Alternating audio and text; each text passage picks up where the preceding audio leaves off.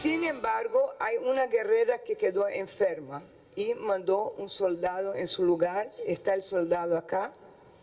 Bueno, después lo vemos.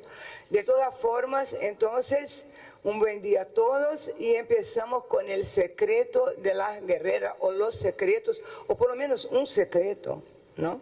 Uno, que se pueda contar. Bueno, entonces está. Entonces somos yo, Luna Azulay, Zilda Najar. Zilda, adelante. Entonces, vamos a empezar com... então vamos começar com a doutora Ana Kaminsky, que vai nos brindar com o segredo de acne e rosácea. Muy buenos días a todos. Agradezco al comandante en jefe que me haya invitado a participar en esta sesión, la primera sesión de este tipo en los RATLA, y yo como argentina me siento muy orgullosa de estar acá, de participar acá, en este hermoso centro de convenciones que ha inaugurado la ciudad de Buenos Aires y que RATLA tiene el honor de ser la primera sociedad dermatológica que lo está usando con todo el éxito que estamos viendo y con la maravillosa organización de este evento. Entonces, ¿cuál es el...? ¿Con qué se avanza? Con el verde. A mí me pidieron cómo... ¿Cuál toco de acá? Ayuda acá, por favor. ¿Dónde? ¿Dónde? Ah, ahí está, gracias. Vamos para atrás porque... ¿Cómo? No, vamos para adelante así. A ver si alguien me ayuda para ir para atrás. Va a venir. ¿Quiere que pase? Deja que ¿Por venga. qué? ¿Cuál es para atrás? Este. Ese. Entonces vamos a ir para atrás, ahí está. Bueno, se trata de un paciente de 22 años que tiene un acné quístico severo, un tiempo de evolución de 6 años, recibió muchos tratamientos anteriores, tanto tópicos como sistémicos, o sea, antibióticos de todo tipo, y algo insólito como la ampicilina, además de isotretinoína, y el dato de interés que hace 2 años empeoró con isotretinoína y suspendió el tratamiento. Un paciente estudiante universitario recluido en su casa con un gran estado de depresión, a ver si... con un gran estado de depresión, en la familia le pedían que cada vez que había una reunión no aparezca, y eso motivó una angustia enorme. Sin embargo, la madre le dijo, por última vez te llevo a un médico y si no después te arreglás hasta que se vaya solo. O sea, lo ignoraban en la casa. Este es el estado en que vino este joven, miren los ojos simplemente, observen las características de sus lesiones, las lesiones nódulos quísticas, lesiones abscedadas, la gran cantidad de cicatrices que tenía en abril de 2003. Entonces, a mí me dijo Luna que haga un poco de pregunta interactiva. Entonces, ¿qué le darían? Antibióticos, isotretinoína, antibióticos más antiinflamatorios, más corticosteroides. A ver, levante la mano antibióticos, levante la mano isotretinoína. Bueno, algunos levantaron. Antibióticos más antiinflamatorios. Bueno, vamos a evitar las preguntas para ganar tiempo. Entonces, lógicamente, isotretinoína no le voy a dar, porque se rechazó para todo, teniendo en cuenta que empeoró 2 años y fue imposible. Entonces, yo elegí darle, ay caramba, me parece que no ando con esto yo, tratamiento con antibióticos más corticosteroides para sacarlo de ese estado inflamatorio que estaba. Y le di doxiciclina 100 miligramos por día durante un mes y prednisona 20 miligramos día por medio. Bueno, empezó a mejorar en junio de 2013 y yo contentísima, ya estaba ganando mi confianza porque estaba mejorando y dije, bueno, entonces ahora ¿cómo seguimos? Porque con esto no podemos estar tanto tiempo con antibióticos. Más de 3 meses un antibiótico en acné es totalmente contraindicado porque aumenta la resistencia bacteriana. Y entonces, ¿qué dije? Antibiótico, isotretinoína. Volví a pensar lo mismo o suspender el tratamiento. Vuelvo a preguntar, pero nadie contesta y No, levanta la mano. pero mira, Ana, A ver. hacemos el intento de preguntar y Ok. que alguien conteste. ¿Hay alguna persona con un micrófono en la sala? A ver, A ver, de la gente de la organización, un micrófono en la sala. Entonces, bueno, ¿Quién entonces quiere queremos que contestar? ustedes participen, porque la guerra es la guerra de todos. Entonces vamos a ver cómo se lucha. Allá, una persona, dale, prenda un poquito la luz. ¿Se puede dejar prendida la luz de la sala? Eso. Y así un poco de agilidad. Allá, mire, señorita, allá levantó el brazo ella.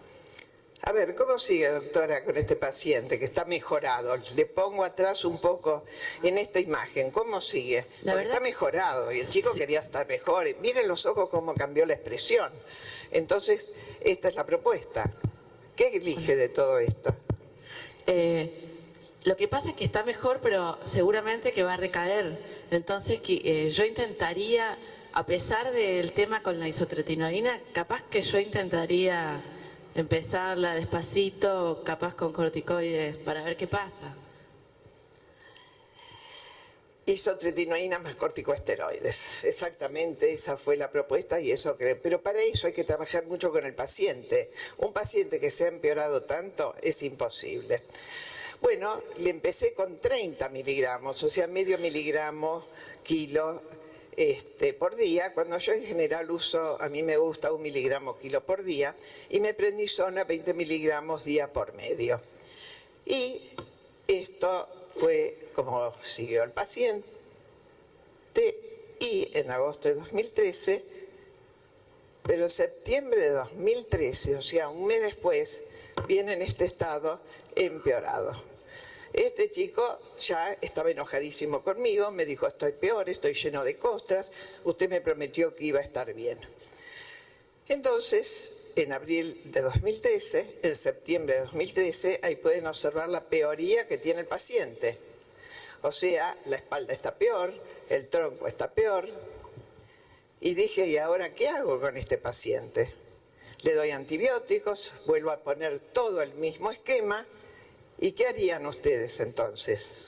Nuevamente, doctora, usted que dijo isotretinoína con corticosteroides. A ver. Pensó en algo más alternativo, le hago de micrófono. Denle el micrófono, por favor. Nosotras podemos participar.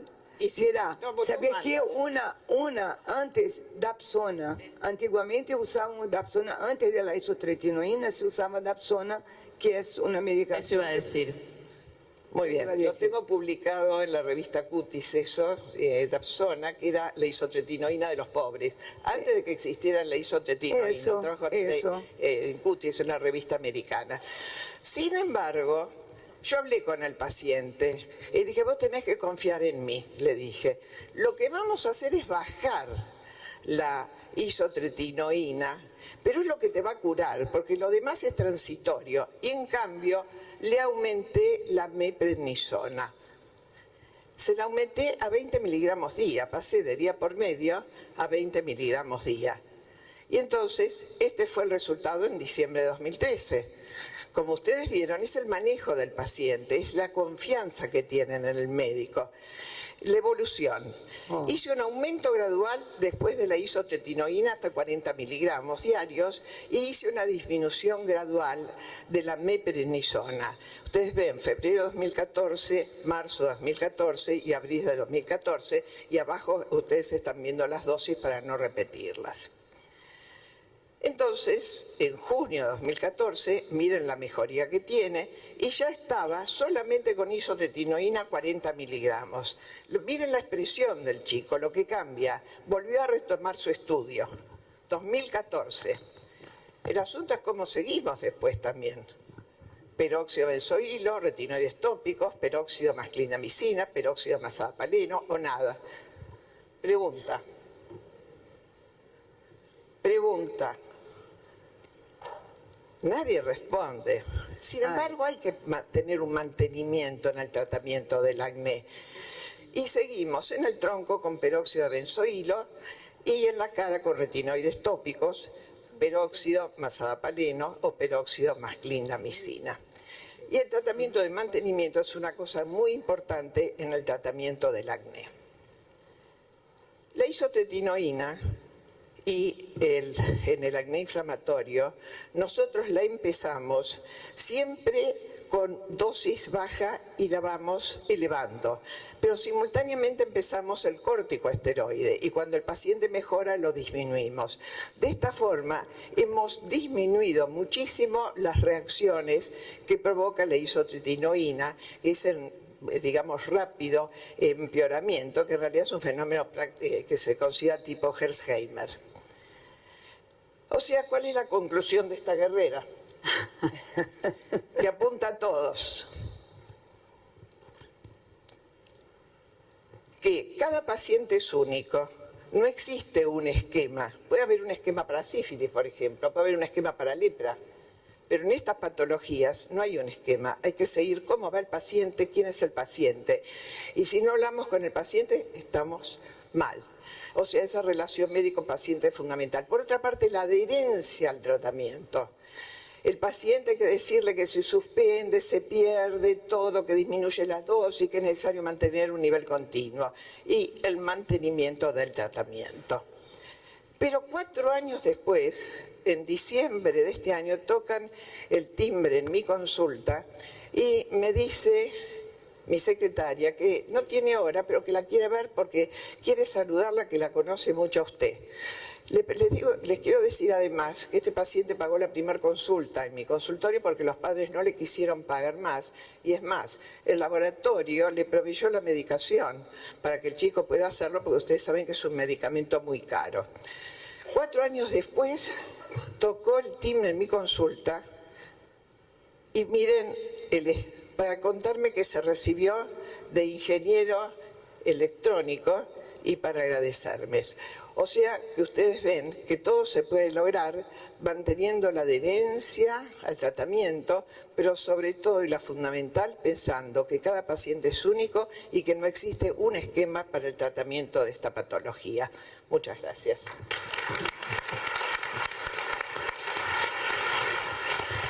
Muchas gracias. Muchas gracias. Invito Luna Azulay de Brasil para hablar sobre el tema psoríasis. Nosotros vamos quedar un poco para usted votar.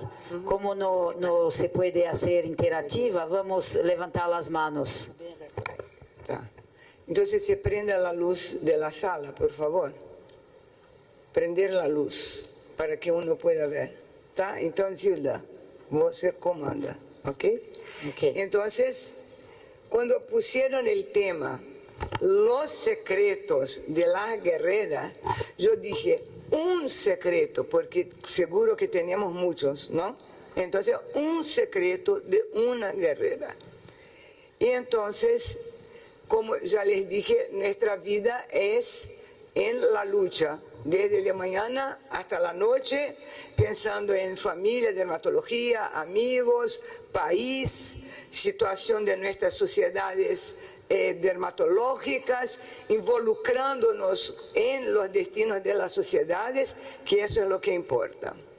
Entonces, ¿cuál es el objetivo acá? Que para mí es un secreto, que no podemos salir pensando que vamos a hacer exámenes de todos muy fácilmente. Entonces, tenemos que desarrollar el espíritu de observación, el espíritu de entrenar la habilidad clínica para ejercitar diagnósticos diferenciales.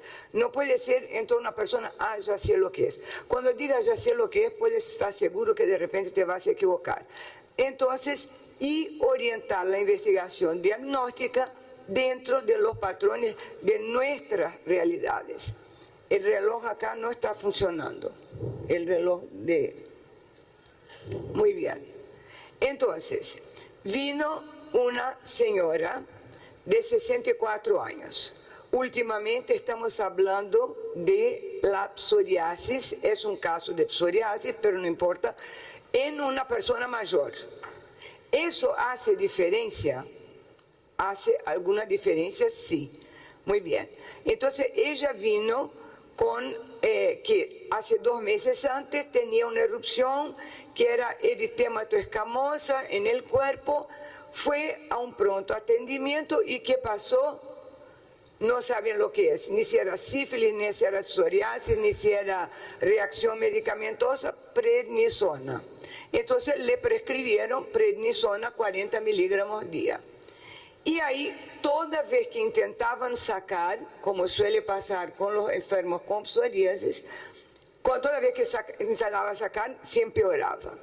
No quiere decir que no se pueda usar nunca corticoides en psoriasis. Hay veces que sí tenemos que usar y no hay más otra forma. Pero hay que enseguida poner otra medicación que sea la medicación que va a sustituir el corticoide. Entonces, ¿qué es lo que pasó? Cuando se sacó el corticoide, empezó con pústulas, fiebre y decía que estaba muy alterada emocionalmente. Muy bien. Entonces, había tratado toda la vida con medicación tópica y además tenía artrosis, así decía ella, no hacía referencia si tenía una artritis psoriásica o no, tenía artrosis y tomaba esa medicación. Y tenía hermanas que tenían hipertensión arterial. Entonces miren acá ustedes el dibujo de las lesiones. Eso es un patrón muy característico en la psoriasis pustulosa, ¿tá? Entonces, ¿qué es lo que vemos acá? Entonces, yo lo voy a pasar adelante, pero para que ustedes contemplen esa imagen. Claro que les voy a preguntar, pero quiero llamar la atención para ese dibujo y para la miríades de pústulas pequeñas, flácidas, ustedes ven, y que después, cuando se resuelven, dejan ese aspecto dibujado de descamación. Y entonces, miren, tenía todo el cuerpo, una mujer, 64 años, con ese tipo de erupción. Y entonces, la persona llegó con fiebre, pústulas, todo el cuerpo, tomando corticosteroides. Entonces, ¿cuáles serían las hipótesis diagnósticas que ustedes harían? Podría ser el principio de un síndrome de la piel escaldada, estafilocócica. Podría ser una pustulosis subcórnea. Podría ser una psoriasis pustulosa. Y un impétigo estafilocócico. El impétigo estafilocócico viene con pústula, que uno la ve, con conteúdo purulento, obvio, con fiebre, la paciente tenía fiebre, o sería ese caso un caso de AGEP, Acute Generalized Exanthematic Pustulosis, o en portugués, PEGA. ¿Alguien quiere dar una sugerencia? ¿Quién quiere sugerir? Dale. Usted puede, no se queden con vergüenza. Usted puede, podemos hablar la A, B, C, D, E. ¿Quién quiere por síndrome estafilocócica de la piel escaldada? ¿Quién quiere? Levanta la mano. ¿Quién apoya? Uno acá. ¿Quién más? Bueno, pero esa enferma no tenía historia anterior de ninguna infección, no tenía un foco infeccioso para nada, ¿no? Muy bien. Y pustulosis subcórnea. Cláudia adora pustulosis subcórnea, hablar. ¿No es así? Sí, No, no es así, pero decir entonces, ¿por qué no es así? Pustulosis subcórnea, hablar para la gente. Porque ese es especialista. Aprende, acende aí.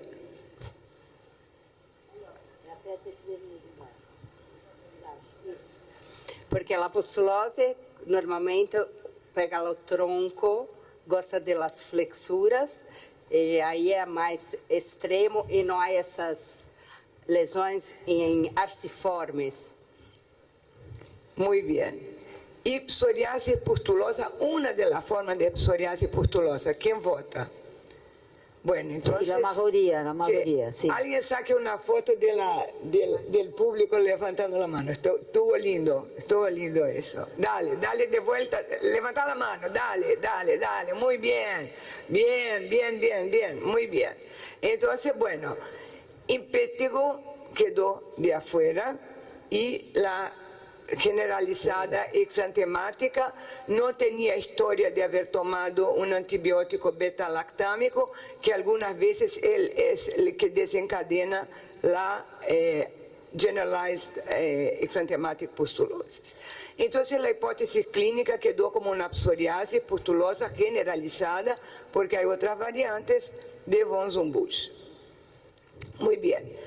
¿Qué tipo de exámenes ustedes pedirían para esa paciente?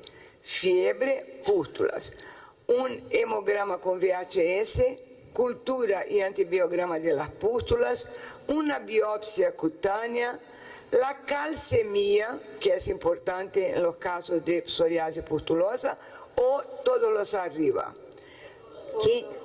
Todos. ¿Quién vota en A, B, A? Bueno, entonces levanta la mano por E. ¿Quién levanta la mano? Dale, alguien saca una foto del público. Dale, Luna. Mi casi tocaya Luna. Eso es. Así es. Cuando uno no tiene, uno inventa. No tenemos la cuestión del computador para votar, lo vamos a inventar y lo vamos a votar de todas formas. Muy bien. Entonces, los exámenes venían con un leucograma de 11.900, pero solo 4 bastones, ¿tá? Y un VHS 34, un poquitito aumentado. Uno piensa siempre que el VHS o el PCR son marcadores de inflamación, pero con psoriasis no funciona siempre así. Entonces no está tan elevado como uno podría imaginar. Y acá los exámenes básicamente dentro de la normalidad. Una cosa importante, cuando tenemos una persona, sea mayor o no, tenemos que mirar si hay comorbilidades. Todo el mundo ya está sabiendo que en psoriasis tenemos que mirar la glicemia, el lipidograma y para pensar en tratamiento, la función renal, por lo menos con la creatinina. Porque si es mayor, si queremos emplear metotrexato, si tiene creatinina tocada, es un problema. Y también, entonces, las proteínas totales para ver cómo anda la albúmina, que eso es importantísimo. Hipoalbuminemia es una complicación si tenemos una psoriasis muy inflamatoria. Muy bien. Entonces, ¿qué pasó? Cultura y antibiograma negativos, pero eso lleva un tiempo, ¿no? La biopsia cutánea, pústulas, espongiforme, paraqueratosis, compatible con psoriasis, pero también lleva tiempo, no va a ser en un día. Y la calcemia normal. Entonces, ¿qué vamos a hacer en vigencia de este cuadro con una enferma de 64 años? ¿Cómo ustedes tratarían? ¿Harían antibióticos? ¿Retirarían el corticosteroide sistémico? ¿Pondrían metotrexato, que es barato y es fácil de conseguir? ¿Pondrían la ciclosporina o la citretina? ¿Cuál de estos elementos pondrían? Está en una fase aguda. Necesitamos de resolución rápida. ¿Qué es lo que ustedes podrían como opción? A. ¿Quién vota en A? ¿Qué? B. C. D. ¿Quién D. va por? Ella dijo de ciclosporina. Bueno, ¿quién va por ciclosporina?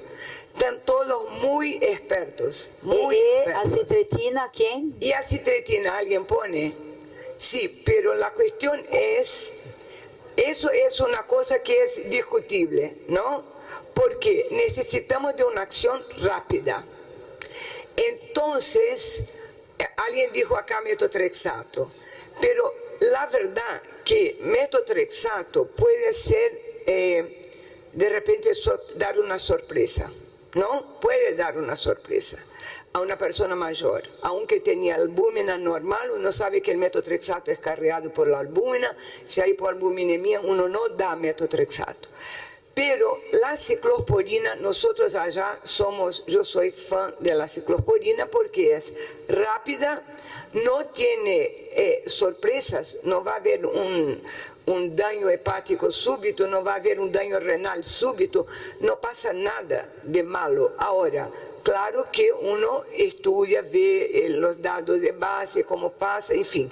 Entonces nosotros optamos para salir de la situación aguda, optamos por la ciclosporina. Está muy bien. Entonces así estaba la paciente con las pústulas, ¿no? Y bueno, ¿qué hicimos? Ciclosporina. Cuando tenemos una psoriasis inestable que necesita ciclosporina, por lo general empezamos con 5 miligramos por kilo día. Dividimos en 2 tomadas. Las cápsulas de ciclosporina son unas cápsulas gelatinosas, o sea, uno no puede dividir. Y ahí tenemos de 50, de 100, por lo general usamos la de 100 miligramos, ¿no? Y orientamos que se tome con agua o suco en 2 dosis divididas. Y eso fue lo que hicimos.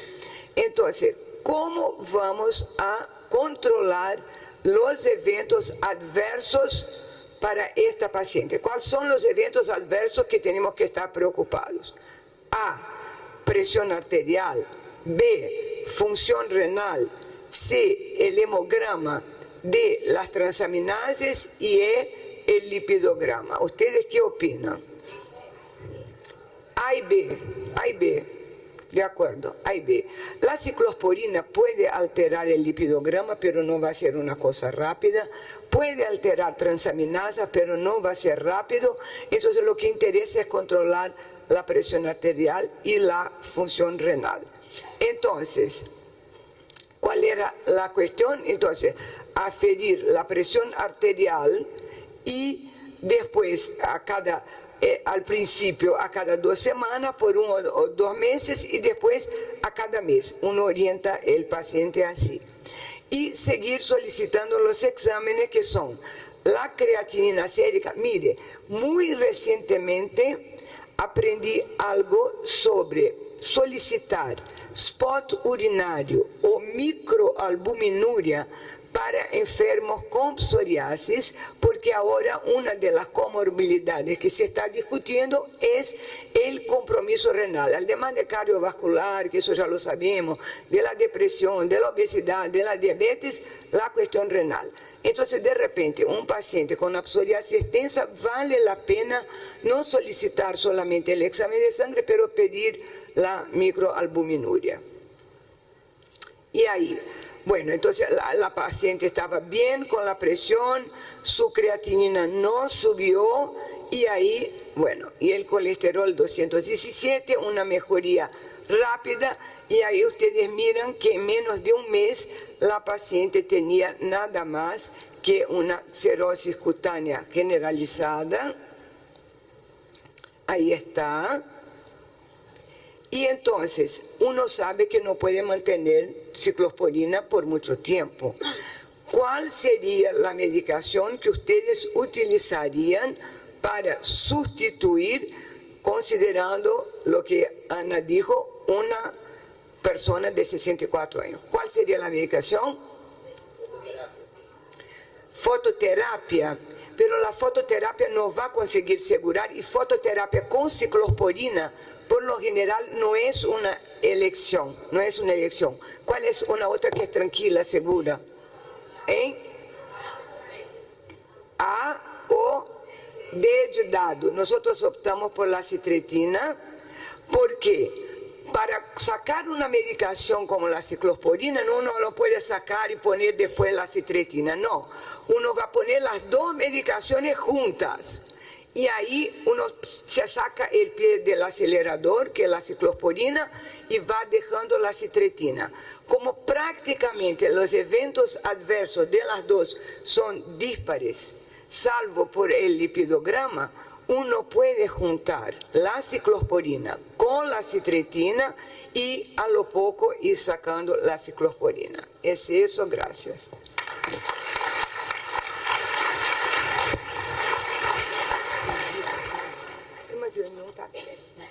Vamos a ver. Mire, entonces como dijimos, nuestra guerrera Liliana Calandria, querida del Uruguay, ella tuvo un problema de salud serio y no pudo estar. Entonces ella me había hablado de un colega que se llama Edu Di Carli, está acá, allá viene, muy bien. Entonces un soldado, ¿no? No somos excluyentes.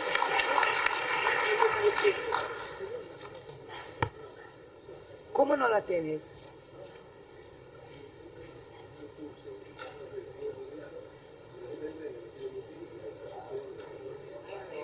Pero no. Ah, no tiene.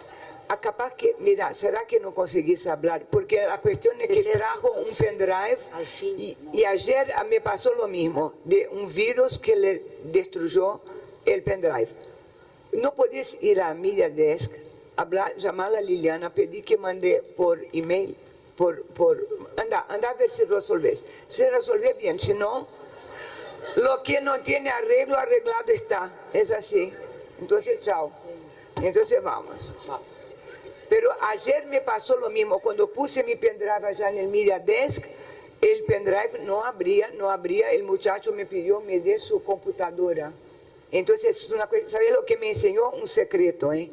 Siempre que uno va, lleva un pendrive sin nada, solo con la presentación, porque si entra un virus, chao, no importa. Bueno, está. Entonces, ahora vamos a llamar a la profesora Margarita Larralde, que todos las conocen, no hace falta presentar. Entonces, Margarita va a presentar sobre dermatología pediátrica un secreto. Bueno, yo en realidad entre tanto congreso y tanta organización, yo no lo preparé como ustedes querían. Pero bueno, voy a tratar de hacerlo lo más divertido posible. Es una guerrera rebelde. Pasa eso a veces. ¿Qué rebelde? Es Bueno, una guerrera rebelde. Pero está bien. Les cuento que traje dos casos que para mí fueron muy aleccionadores y creo que un poco la idea de estas charlas es mostrar la experiencia y no la experiencia a veces siempre lo positivo o lo bueno, sino a veces la experiencia que a uno nos marca.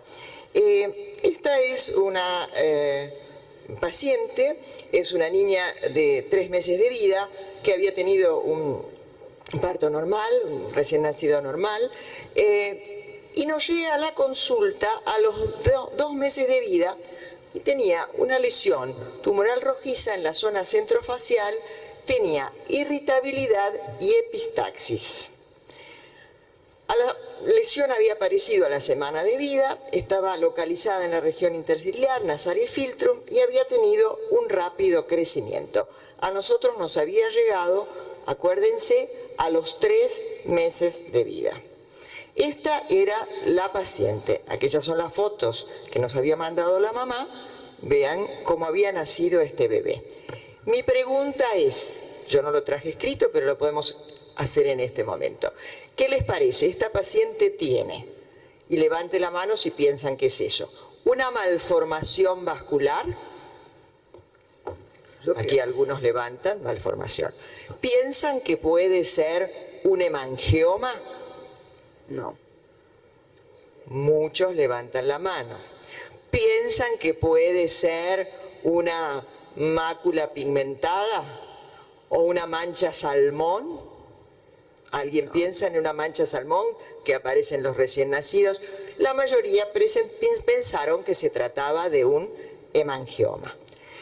Es así que a los 2 meses de vida, esta es la foto de la paciente, en ese momento se solicitaron, por las características de la lesión a nivel de la zona central, descartar un síndrome que puede acompañar a estos cuadros de hemangiomas en zona central. Era todo normal, no tenía ningún inconveniente. Pero esto esto es lo que pasa con la paciente. La paciente nos llega porque comienza a tener epistaxis, ulceración y necrosis de la zona nasal y perforación del tabique. Cuando la vemos con esas características, una vez que descartamos todo el resto, comenzamos a hacerle propanolol. ¿Cuál es para mí el aprendizaje en estos pacientes? Los pediatras todavía no tienen tan claro el concepto de que los hemangiomas localizados en zonas muy típicas, como pueden ser la nariz, la boca, los oídos, deben ser tratados rápidamente porque el riesgo es esto. Esta paciente tiene un hemangioma en esta zona de la cara y comienza a hacer una necrosis tan importante que la lleva, fíjense, continúa con una rápida progresión de la lesión, con compromiso y destrucción de la columela nasal. Aumentamos la dosis, fuimos aumentando la dosis de propanolol a 2 miligramos, llegamos a 2 miligramos por kilo día, pero esto era prevenible. Si a esta paciente se le hubiera hecho el tratamiento, ni bien se hace el diagnóstico tempranamente, a esta nena no hubiera tenido esta complicación. Esto quizá no es para enseñarle tanto al dermatólogo, que creo que hoy lo tiene bien incorporado, que el tratamiento con el propanolol es la primera línea, no en todos los hemangiomas, porque no tratamos a todos los hemangiomas con propanolol, sino a aquellos que realmente tienen indicación. Y una de las indicaciones precisas son los hemangiomas que están en la zona de nariz, hay que comenzar con el propanolol en forma temprana. Entonces se comenzó con el tratamiento, vean acá, la chiquita, a la semana del inicio del tratamiento, lo importante es que ya no tenía tantas ulceraciones, había empezado a mejorar el estado general, siguen tratamiento interdisciplinario y esta es la nena, como la seguimos viendo. El tratamiento con el propanolol lo hizo durante un tiempo prolongado. Ustedes saben que el propanolol se usa, la indicación es 6 meses, pero a veces necesitamos en algunos pacientes usarlo más, suspendemos la medicación y vuelve a aparecer el hemangioma. En este caso necesitamos hacerlo durante 1 año y 7 meses, se necesitaron usar tutores y se está haciendo cirugías para recomponer el tabique nasal. Creo que lo lesionador en este caso es, como Guerrera les diría, para todos aprender que los hemangiomas hoy tienen un tratamiento específico, que es el propanolol, que si lo empezamos en forma temprana, probablemente en los casos que lo necesitan, como en la zona de la nariz, las orejas, la boca, que pueden tener una destrucción en la zona perigenital, debemos empezar el tratamiento en forma temprana. Vean aquí la niña. Vamos a este ¿Se segundo puede caso. hacer una pregunta? Sí. Decime una cosa, cuando ves un niño con una mácula rosada en la frente, así como tú dijiste, ¿cómo sabes que eso va a ser un hemangioma y no es una malformación vascular? ¿No habría que esperar un poco para ver si crece o hay un secreto que miras y decís, no, eso es un hemangioma, no es nada más que un Sturge-Weber que está empezando o alguna... ¿Me entiendes? ¿Cómo puedes mirar y decir, no, eso acaba de ser un hemangioma? En realidad, probablemente aquí tiene mucho que ver el ojo del que lo ve. El que tiene mucha experiencia, una mancha salmón suele ser una zona central, se suele ver en la zona central, suele no tener bordes nítidos, sino que los bordes son como diluidos. Suele acompañarse muchas veces con lesiones a nivel de los párpados y a nivel de la zona del cuero, perdón, del cuello, de la nuca. Es interesante, en el estudio que nosotros hicimos, todos los pacientes que tenían una mancha salmón en la zona central de la cara tenían siempre lesión a nivel de nuca. Pero lo interesante es que es como más diluida. El hemangioma, a veces cuando comienza, puede parecérsele, pero en realidad, si uno lo mira incluso con el dermatoscopio, vamos a ver como islitas que son las que comienzan a dar lugar al hemangioma. En este caso, era complejo porque también era en la zona central, que no es lo que más común uno ve en los hemangiomas. También sabemos que si los hemangiomas son planos, que se encuentran en las zonas periféricas, hay que pensar en los síndromes como el síndrome FACE. Es decir, es bastante más complejo lo de los hemangiomas que lo que uno hace en una presentación de 10 minutos. Pero voy a mostrar este segundo caso, que también para mí fue muy lesionador. Si yo veo a este paciente recién nacido, nos llaman a la consulta, con esta lesión como ven ahí en la pierna, ¿ustedes qué piensan? ¿La ven? No se ve nada. A ver, ahí, ¿la ven? Con esas venitas, ¿se ve un poco mejor? ¿Podemos bajar un poquito estas luces? No, ¿no? Ahí se baja. Si ustedes ven este recién nacido con estas lesiones a nivel de la pierna, ¿qué piensan? ¿Es una malformación vascular? Levante la mano el que piensa que es una malformación vascular. Muy bien, y acá la tengo a Rosito, que para mí es una de las mejores dermatólogas pediatras, y también piensa que es una malformación vascular. Pero si yo a este paciente les digo a ustedes que además, perdón, está escrito en inglés pero se presentó afuera, este paciente tiene una imperforación anal, ¿pensarían y seguirían pensando que es una malformación vascular? ¿Sí? Levante la mano el que sigue pensando que es una malformación vascular. O el que piensa que puede ser un hemangioma. Ai, aí é difícil. Y entonces, este chico se lo estudia, porque además de la imperforación, tenía, como ven ahí, un lipoma al nivel de la médula. Ah, lumbar. Y entonces, vean cuál fue la evolución de este paciente. ¿Era una malformación o era un hemangioma? Era uma malformação. ¿Qué pasa? ¿Por qué se corta? ¿Qué piensan cuando un paciente hace este tipo de lesiones? Este paciente tiene un hemangioma. Tiene un hemangioma. ¿Y por qué debo pensar que tiene un hemangioma? Porque existen cuadros sindrómicos que muestran, como el pelvis, como el sacro, ahora vamos a ver algunos de ellos, que tienen ciertas características, que se localizan en esa zona, que al inicio comienzan siendo, y esto es lo que un poquito comentabas vos, Luna, porque de alguna manera parece una malformación, porque es una lesión muy tenue. ¿Y qué sucede? Empieza a crecer, empieza a hacerse más colorado, y como en este caso se ulcera. Esto no pasa en una malformación, esto pasa en un hemangioma, y además pasa en un hemangioma, y es más el diagnóstico de hemangioma si este chico tenía un ano imperforado, si este chico tenía una lesión a nivel de médula, porque eso es lo que habla del síndrome pelvis o de síndrome sacral. Entonces, este chico comienza a hacer este tipo de ulceraciones importantes.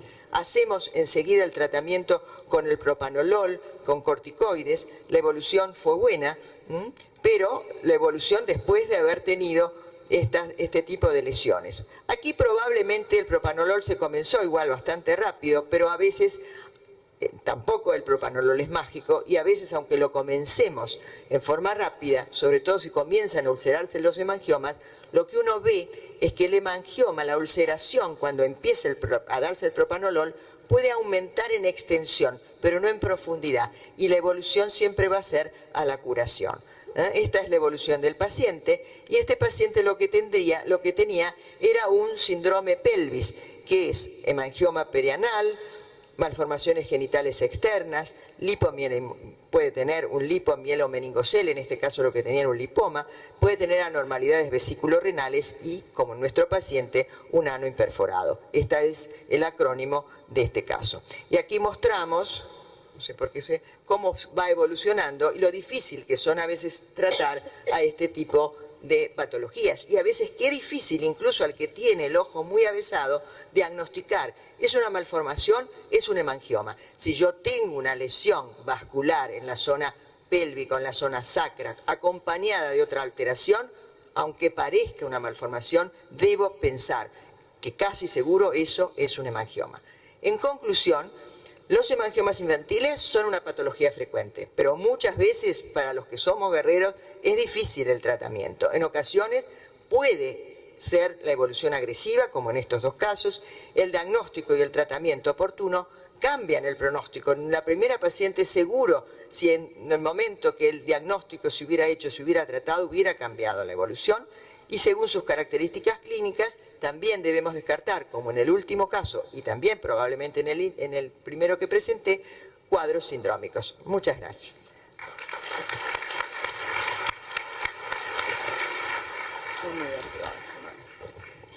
Muchas gracias, Margarita, siempre muy buenos y lindos casos. Ahora invitamos a profesora Cláudia Santi de Brasil, mi amiga de muchos años, para hablar sobre la patología vulvar.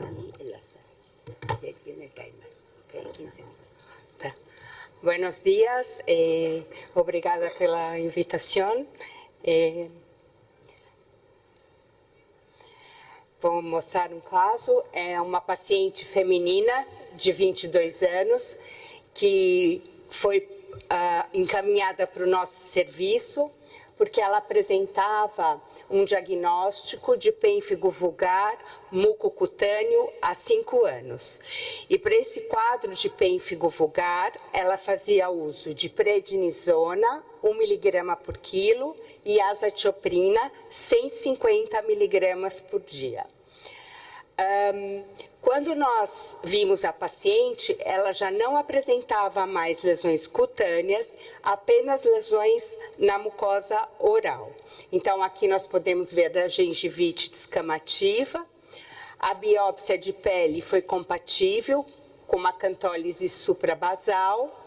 O exame de imunofluorescência mostrava a fluorescência intercelular da epiderme nos espaços mais inferiores, e a técnica de ELISA mostrava que ela tinha uma reação bem positiva para antidesmogleína 3 e pouco positiva para antidesmogleína 1, o que falava a favor mesmo de um pênfigo vulgar que estava na sua forma mais mucosa. Por acaso, essa paciente fazia sua consulta ginecológica de rotina e ela foi à consulta e foi informada que o exame de Papa Nicolau foi sugestivo de um carcinoma do colo uterino. E ela voltou a nos procurar, muito preocupada, né? E na investigação nós fomos fazer uma reavaliação, ela não apresentava nenhum sintoma ginecológico e nós fizemos um novo Papa Nicolau que mostrava o aspecto dessas células e o resultado novamente foi de células escamosas atípicas de significado indeterminado, conhecido como ascos. Então, esse é o aspecto do exame de Papa Nicolau, com a presença dessas células epiteliais. Foi, então, realizada um exame de colposcopia que mostrou essas múltiplas erosões no colo uterino. Então, agora, vamos fazer nossas hipóteses. Então, a primeira hipótese foi de um carcinoma espinocelular relacionado à imunossupressão, que ela já fazia há muito tempo para o pênfigo vulgar. A segunda, uma displasia do colo uterino induzida por HPV, que também o HPV, devido à imunossupressão, poderia ter desencadeado também esse quadro. Um herpes simples e, por fim, um quadro possivelmente, não sei, de pênfigo vulgar. Então, quem vota na A, B, C e D? Muito bem. Então, vamos lá. Então, depois da colposcopia, foi realizada uma biópsia da lesão com exame anatomopatológico. Então, esse era o aspecto do exame anatomopatológico. Então, agora, a conduta. Suspender a azatioprina e fazer uma avaliação ginecológica para carcinoma espinocelular, uma cauterização da lesão devido ao quadro de HPV, aciclovir ou o aumento da imunossupressão. Então, A, B, C e D. Muito bem. Posso fazer uma pergunta? Aumento da imunossupressão seria sistêmico ou poderia ser local? Com Não, tratamento local? Teria que ser sistêmico. Tá. Bom, então, depois da colposcopia e realizada a biópsia da lesão, o que a gente observou no exame do anátomo patológico é realmente que ela tinha uma acantólise suprabasal. E o exame de imunofluorescência confirmou se tratar de um pênfigo vulgar do colo uterino. Então, esse caso foi publicado, né? Foi nosso primeiro caso que nós tivemos de pênfigo vulgar associado no colo uterino, e essa leitura do exame de Papa Nicolau, para nós não era uma coisa simples, né? Porque o que está acontecendo? É que a relevância do envolvimento do colo uterino é que a célula cantolítica no exame de Papa Nicolau, ela tem um aspecto de uma célula atípica. Então vai ser muito difícil um técnico não avisado, não acostumado com a célula cantolítica, fazer um diagnóstico de célula acantolítica no exame de Papa Nicolau. A partir desse caso, nós fizemos um trabalho do estudo do pênfigo vulgar e foliáceo, acometendo a região vulvar, e também realizamos o exame de Papa Nicolau. Nesses doentes, nós fizemos tanto em pênfigo vulgar como em pênfigo foliáceo, e nós tínhamos 5 doentes que eram de pênfigo vulgar, que apresentaram ao exame de Papa Nicolau o asco, quer dizer, células atípicas de significado indeterminado.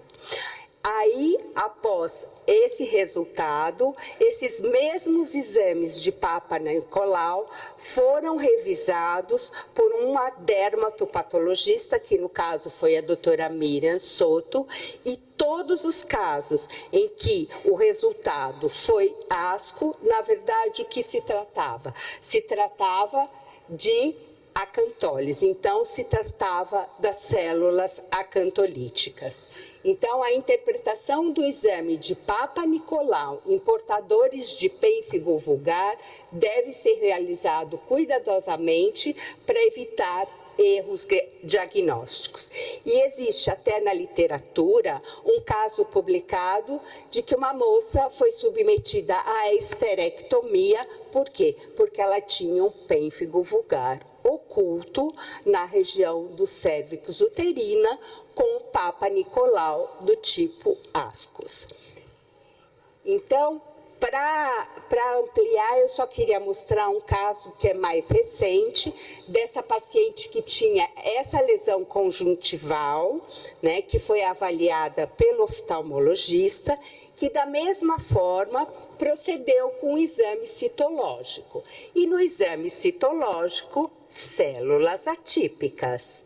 Já quando isso veio para nós, a gente já ligou uma luzinha, lembrando do caso do colo uterino. E até nós fizemos, além do exame citológico, a revisão que sabíamos que era célula cantolítica, porque a paciente era portadora de pênfigo, nós fizemos a imunofluorescência direta do exame citológico. Então, vocês podem ver não só a célula cantolítica, como a fluorescência ao redor da célula cantolítica. Mas os oftalmologistas não ficaram satisfeitos.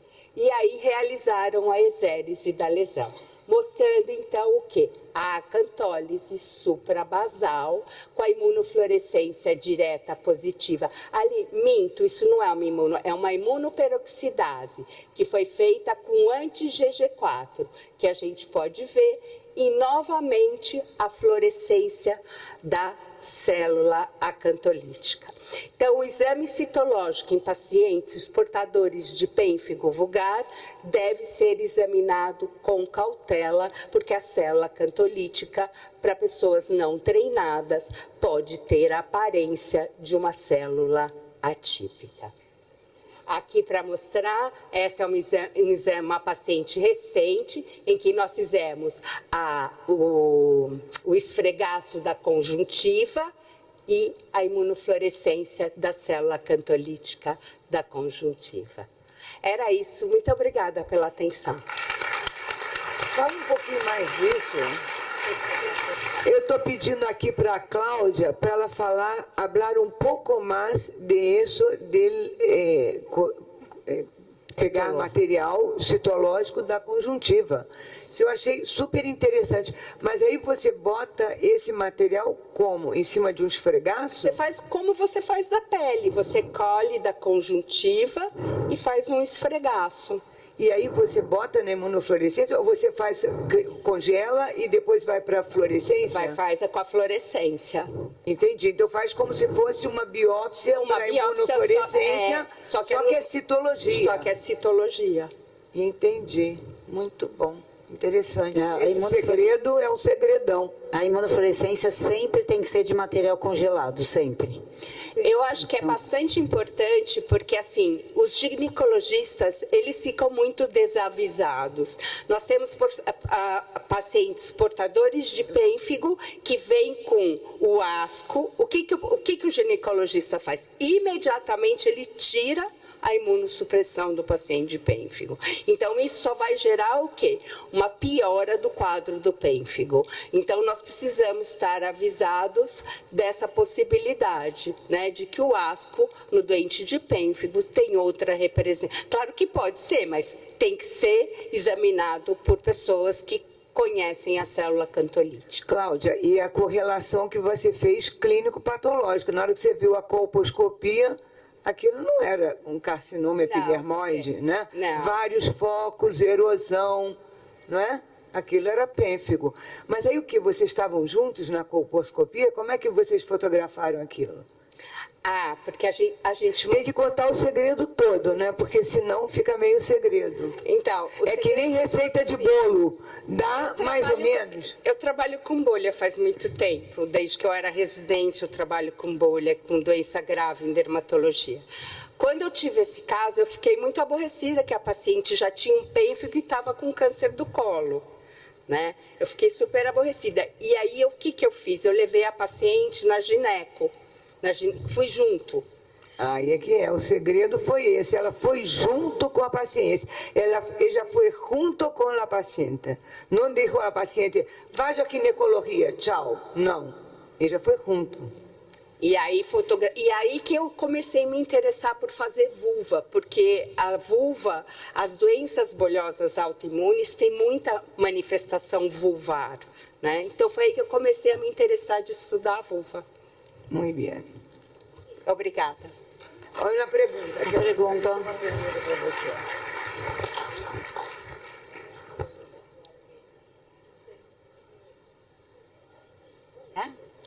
¿Sí? Dos preguntas. ¿Cómo le trató a la paciente con la lesión? ¿Le hizo la histerectomía? ¿Se le llegó a hacer la histerectomía? No. Le traté lo pênfigo. Le trató así, ¿verdad? Sí. Le aumentó la dosis. Sim, aumentei a dose. Sim, tratei normal com a prednisona, a azatioprina, normalmente, como se trata os pênfigos. E fiz acompanhamentos ginecológicos. Temos em Brasil, para estudo de las doenças bolhosas, um grupo multidisciplinar, que tem oftalmologistas, ginecologistas, otorrinolaringologistas e gastroenterologistas. Somos um grupo multidisciplinar. Então, tratamos e acompanhamos a cicatrização da lesão de pênfigo. Y en el caso de ojo, ¿qué ocurrió? En la parte ocular. ¿Cómo también aumentaron la dosis? Sim. Algumas vezes o tratamento ocular pode ser feito com tópicos. Os oftalmologistas usam muito os tópicos, como a ciclosporina tópica e o tacrolimus tópico. Então, aí vai ser de acordo com o oftalmologista. Muitas vezes você tem lesões oculares que podem ser tratadas com tópicos. Aí o oftalmologista é que vai decidir. Muchas gracias. Muy bien.